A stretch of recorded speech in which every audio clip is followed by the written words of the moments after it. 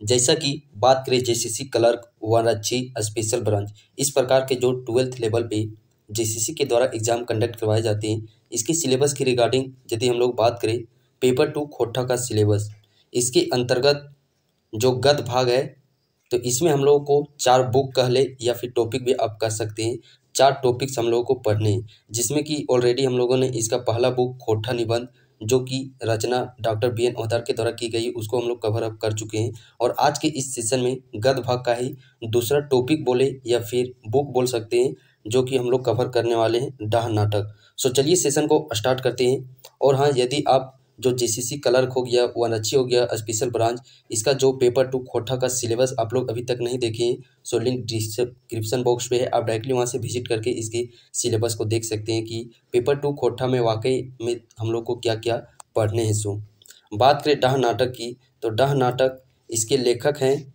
सुकुमार। कौन? सुकुमार। यहाँ से प्रश्न पूछे जाते हैं, सो इन्हें आप लोग को याद कर लेना है। प्रकाशक की बात करें, प्रकाशक है मूर्ति देवी भेंडरा नावाडी बोकारो। प्रकाशन वर्ष इसे 2 बार प्रकाशित किया गया है। पहला प्रकाशन बात करें 1992 ईस्वी में। कब पहला प्रकाशन आया था? 1992 ईस्वी में। दूसरा प्रकाशन की बात करें 2009 ईस्वी में। कब कब? 1992 और 2009 में। यहाँ से जो आपके 4 टॉपिक है, इन्हीं 4 पॉइंट से प्रश्न पूछे जाते हैं। लेखक पुनः एक बार मेरे साथ रिकॉल कीजिए।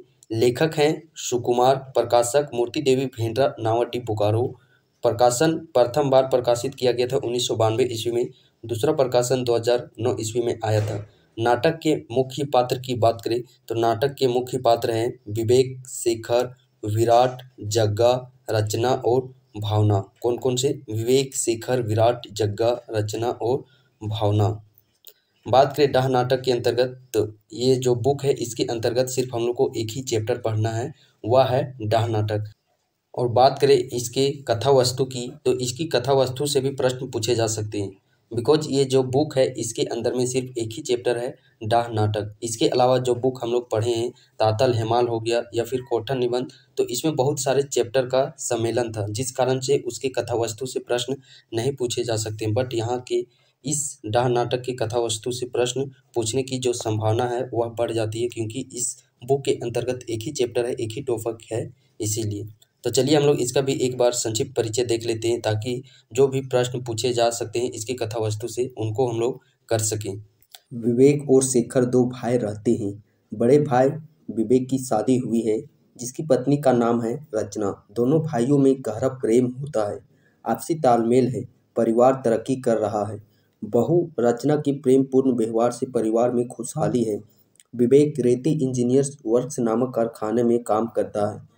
भाई जो उसका छोटा भाई शेखर होता है, वह खेती किसानी का काम करता है। दोनों भाई अपने काम में ईमानदारी पूर्वक निभाते हैं। दोनों भाई हैं जो वह अपने अपने क्षेत्र में जो अपने अपने जो उनकी कार्य है, वह अपने काम को ईमानदारी पूर्वक करते हैं, पूरे लगन से करते हैं। इसलिए दोनों को अपनी अपनी जगह पर तरक्की मिल रही है। विवेक को सुपरवाइजर से फोरमैन में प्रमोशन दिया जाता है। वहीं दूसरी ओर बात करें, शेखर जो कि उसका छोटा भाई होता है, खेती किसानी का काम करता है। उसकी खेती उपज बढ़ जाती है, और उपज बढ़ने के बाद उसकी आमदनी भी बढ़ जाती है, जिसके कारण से वह 2 जोड़े यानी कि 1 जोड़े, जिसमें कि 2 नए बैल वह खरीद लेता है। इसी गांव में विराट नामक एक आदमी रहता है। इसकी प्रकृति बात करें, इसका नेचर है जो कि वह ईर्ष्यालु होता है। जो विवेक के नीचे उसी कारखाने में काम करता है, वह बहुत ही ईर्ष्यालु और दुष्ट आदमी होता है। कौन? विराट। शराबी जुड़ावरी भी होता है, वह धूम्रपान भी करता है। कारखाने में कामचोर है, अपने साथी कामगारों को भी फंसा कर रखता है। अपने तो काम करता ही नहीं है, और साथ ही साथ अपने जो उसके साथ जो कामगार काम करते रहते हैं, उन काम करने नहीं देता। महीने में वह ठीक से 15 दिन भी ड्यूटी नहीं करता, लेकिन पूरा वेतन के लिए किचकिचा देता है। बात करें महीना जो 30 दिन होता है, उस 30 दिन में वह 15 दिन भी काम पर ठीक से नहीं आता, और वेतन के लिए वह किचकिचा देता है, पूरा माह का वेतन मांगने लगता है। इसी बात को लेकर विवेक से कुहासुनी हो जाती है, विवेक के साथ उसकी बोलचाल हो जाती है। विराट जो ईर्ष्यालु दुष्ट आदमी होता है, वह विवेक को धमकी देता है कि देख लेंगे, ठीक है। बात करें दुष्ट विराट, कारखाने में विवेक को तो कुछ बिगाड़ नहीं पाता। कारखाना में जो विराट है, वह विवेक का कुछ नहीं बिगाड़ पाता। पर अपने एक बोतल यार, जो उसका बोतल यार होता है जिसका नाम है जग्गा, उसकी मदद से किथान जो शेखर है यानी कि विवेक का जो छोटा भाई है उसको बढ़ा चढ़ाने की बात करता है भाभी के खिलाफ बहकाने में, और वह बहकाने में भी सफल हो जाता है। शेखर के कान भर देता है कि तुम्हारा जो बड़ा भाई विवेक है वह तुमको उल्लू बना रहा है, सारी जमीन अपनी पत्नी के नाम करा रहा है। भोला भाला शेखर धूर्त विराट के बहकावे में आकर अपने संत जैसे भाई से झगड़ा करता है, अपनी जमीन को अलग करने को कहता है। विवेक अपने भाई की हरकतों से हैरान होता है, शेखर को झिड़क देता है। इसी बात पर फायदा उठाकर विराट शेखर को और बहका देता है कि देखा तुम्हारा भाई तुम पर भी अब किस प्रकार चिल्लाने लगा है सो। और ये जो बातें विराट के द्वारा कही जाती है शेखर को, तो शेखर भी सीधा साधा होता है और इसे समझ लेता है कि सही में उसका भाई है जो कि वह उससे छल कर रहा है, उसके साथ दुर्व्यवहार कर रहा है। वह विराट के कहने में आकर अपने भाई विवेक पर बंदूक तान देता है। इधर पहले से ही छुपकर ताक लगाए विराट अपने पिस्तौल से विवेक को गोली मार देता है। जब उसमें बहुत ही बहस हो जाती है विवेक और शेखर के बीच में, तो विराट छुप करके एक पिस्तौल रहता है विराट के पास जो उसका दुश्मन होता है, विवेक का दुश्मन, तो विराट भी छुप करके पहले से पिस्तौल ताने हुए रहता है विवेक के ऊपर। और जैसे उनके विवेक और शेखर के बीच में जब हाथापाई होने लगती है, तो शेखर जो छोटा भाई होता है वह भी बंदूक तान देता है अपने बड़े भाई विवेक के ऊपर। और मौका देखते ही इधर से जो छिपा रहता है विराट, वह विराट चौका मार देता है यानी कि अपने पिस्तौल से गोली मार देता है, और गोली मार देता है जिससे कि विवेक की मृत्यु हो जाती है। लेकिन शेखर है जो कि वह सोचता है कि यह मेरे बंदूक से गोली चली है, बट ऐसा वाकई में नहीं होता। गोली है जो कि वह विराट के द्वारा विराट के पिस्तौल से चलाई जाती है। कभी बंदूक नहीं छूने वाला शेखर सख्ते में आ जाता है। वह समझता है, वह अपने आप में समझने लगता है कि उसी ने अपने बड़े भाई की हत्या कर दी है। वह बदमाश सीधे थाना चला जाता है और खुद को अपने भाई का हत्यारा बताकर आत्मसमर्पण कर देता है। विराट अपनी साजिश की कामयाबी पर काफ़ी खुश होता है। जो साजिश रचता है विराट, उस साजिश को जब कामयाबी मिल जाती है तो वह बहुत ही खुश हो जाता है अपने आप में। उस दिन जम के दारू पीता है, पत्नी को पीटता है, घमंड ओनर नशे से चूर होकर पिस्तौल पत्नी को देते हुए कहता है कि अपने सुहाग को बचाना चाहती हो तो इसे ऐसी जगह छुपा के रखो कि यमराज भी ढूंढ ना पाए, भगवान भी जान ना पाए। जो विराट है जिस पिस्तौल से विवेक की मृत्यु करता है, उस पिस्तौल को अपनी पत्नी, जो उसकी पत्नी होती है उसका नाम होता है भावना, तो अपनी पत्नी भावना को छुपाने के लिए कहता है और दे के कहता है कि यदि तुम अपने पति को बचाना चाहते हो यमराज से, तुम इस पिस्तौल को ऐसी जगह छुपा करके रखो जहाँ से कोई ना ढूंढ पाए। विराट की पत्नी जो भावना होती है वह अपने पति के अत्याचार से तंग थी, क्योंकि विराट जब तब धूम्रपान दारू पी के आता था और अपनी जो पत्नी है भावना उसको बहुत ही उसके साथ दुर्व्यवहार अत्याचार करता था। इससे तंग आकर के भावना विराट उसको हमेशा मारते पीटते रहता था, उसके सारे गहने बेचकर जुआ और दारू में उड़ा दिया था। बाल बच्चों की भी उसे कोई फिक्र नहीं थी। भावना ने एक बार बच्चे की बीमारी में गहना बंधक रख दवा लाने के लिए पैसे दिए थे, उसको भी दारू में उड़ा देता है। घर में बच्चों के खाने के लिए भी कुछ नहीं बचता है, भूख से तड़पते हैं। शेखर पर मर्डर केस चलता है। शेखर पर उधर दूसरी ओर मर्डर केस चलने लगता है, क्योंकि शेखर ने आत्मसमर्पण कर देता है पुलिस थाने में जाकर के। जिस दिन उसकी सज़ा के लिए फैसला होना था, अदालत में विराट की पत्नी ने इस मामले में एक नया मोड़ दे दिया। उसने विवेक के असली हत्यारे का नाम अदालत को बता दिया। उसने उस पिस्तौल को अदालत में रखते हुए कहा कि विवेक बाबू की हत्या शेखर ने नहीं बल्कि उसके पति विराट ने की है। मृतक के सीने से निकली पिस्तौल, जो विवेक के सीने से निकलती है पिस्तौल जो गोली, तो वह गोली पिस्तौल की होती है। के आधार पर यह सच भी साबित हो जाता है कि वाकई में ये जो इसके सीने से गोली निकली है वह बंदूक की गोली नहीं बल्कि वह पिस्तौल की गोली है, और विवेक की हत्या बंदूक से नहीं बल्कि पिस्तौल से हुई है। अदालत विराट को पकड़ लेती है और शेखर को रिहा कर देती है। शेखर को अपने विधवा भाभी से एक वसीयतनामा मिलता है जिसमें विवेक द्वारा अपने हिस्से की सारी जमीन शेखर के नाम लिखा होता है। शेखर को बेहद पछतावा होता है कि जिस भाई को मैंने शक के कारण खो दिया वह मेरे लिए कितना सोचता था। शेखर रोते हुए भाभी के पैरों में गिर जाता है। तो चलिए अब हम लोग उन प्रश्नों को डिस्कस करते हैं जो कि प्रीवियस ईयर जेसीसी क्लर्क या बात करें हम लोग स्पेशल ब्रांच के जो 2019 का एग्ज़ाम कंडक्ट करवाया गया था, किसी कारणवश उस वैकेंसी को रद्द कर दिया गया है। सो उन सारे एग्जाम में जो प्रश्न पूछे गए थे डाह नाटक से, उन प्रश्नों को देखते हैं। देन आफ्टर हम लोग इस जो डाह नाटक है इससे बनने वाले एमसीक्यू वस्तुनिष्ठ प्रश्न को डिस्कस करेंगे, जो कि आने वाले अपकमिंग एग्जाम के पॉइंट ऑफ व्यू से बेहद ही इम्पोर्टेंट हो जाता है। अभी जो हम लोग 6-7 प्रश्न देखने वाले हैं यह जेसीसी क्लर्क के एग्जाम में पूछे गए थे। प्रश्न है डाह माने हुए है। तो डाह माने कौन सी होता है?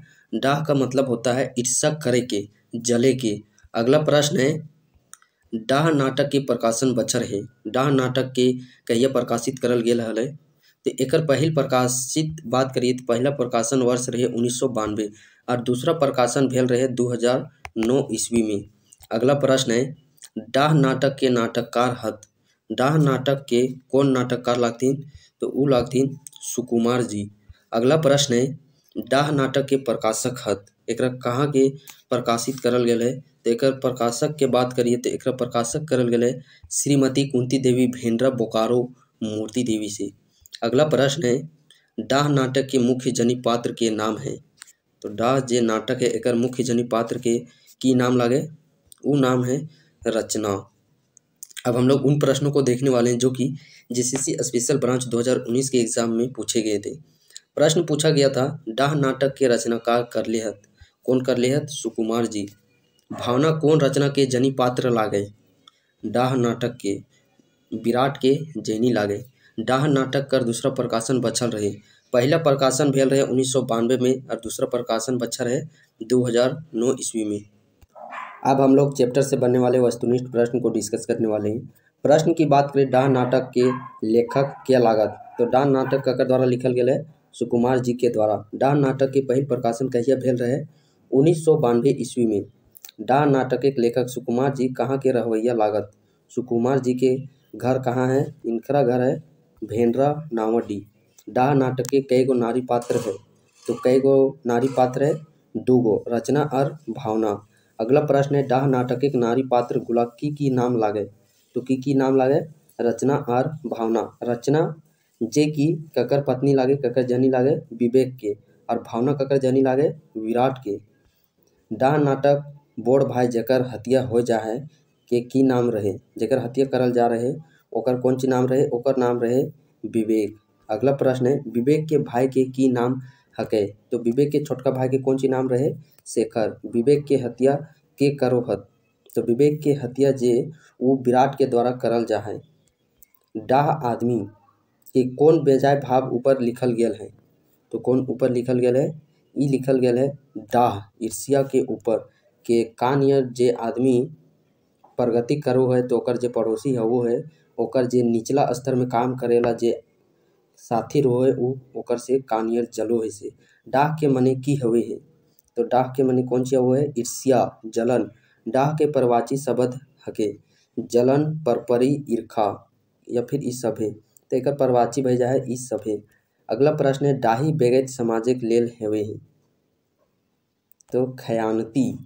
अगला प्रश्न है रचना ककर बेगैत यानी कि ककर पत्नी लागे? तो रचना ककर पत्नी लागे? विवेक कर। अदालते केकर बयान से असली खूनी धराय जाए?